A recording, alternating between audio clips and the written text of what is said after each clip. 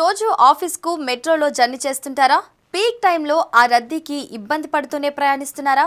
అయితే ఈ వార్త మీకు బిగ్ రిలీఫ్ లాంటిది. హైదరాబాద్ మెట్రోలో పెరుగుతున్న ప్రయాణికుల రద్దీకి అనుగుణంగా రైళ్ల సామర్థ్యాన్ని పెంచేందుకు రాష్ట్ర ప్రభుత్వం కీలక నిర్ణయం తీసుకుంది.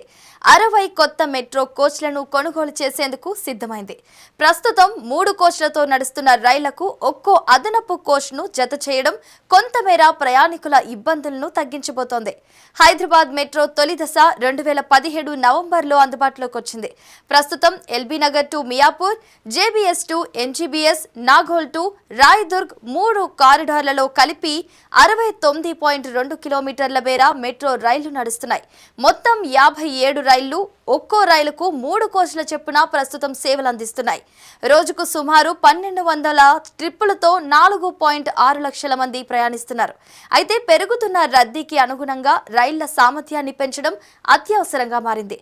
ప్రభుత్వ ప్రతిపాదన ప్రకారం 60 కొత్త కోచ్లు కొనుగోలు చేయనున్నారు. ప్రస్తుతం ఉన్న 3 కోచ్ల రైళ్లకు ఒక్కో అదనపు కోచ్ను జత చేయడం ద్వారా రైళ్ల సామర్థ్యాన్ని పెంచే ప్రణాళిక ఉంది. ఒక్కో కోచ్కు సుమారు 20 కోట్ల రూపాయలు ఖర్చవుతుందని అంచనా. దీంతో 60 కోచ్లకు మొత్తం వ్యయం సుమారు 1200 కోట్ల రూపాయలను ప్రభుత్వం వెచ్చించాల్సి వస్తుంది. నిధులు సమకూరి ఇవి అందుబాటులోకి వస్తే ప్రస్తుతం నడుస్తున్న 3 కోచ్లతో 57 రైళ్లకు వీటిని జత చేస్తారు. దీంతో 4 కోచ్లతో ఈ రైళ్లు రోజు 1200 ట్రిప్పులు తిరిగితే ప్రయాణికులకు కొంత సౌకర్యవంతంగా ఉండనుంది.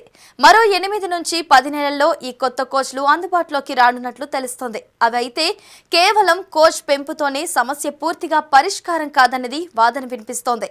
రైళ్ల సంఖ్య, ట్రిప్పుల సంఖ్య, స్టేషన్ల సామర్థ్యం, డిపో సదుపాయాలు, సిగ్నలింగ్ వ్యవస్థ వంటి అంశాలను మరింత బలోపేతం చేయాల్సి ఉందంటున్నారు.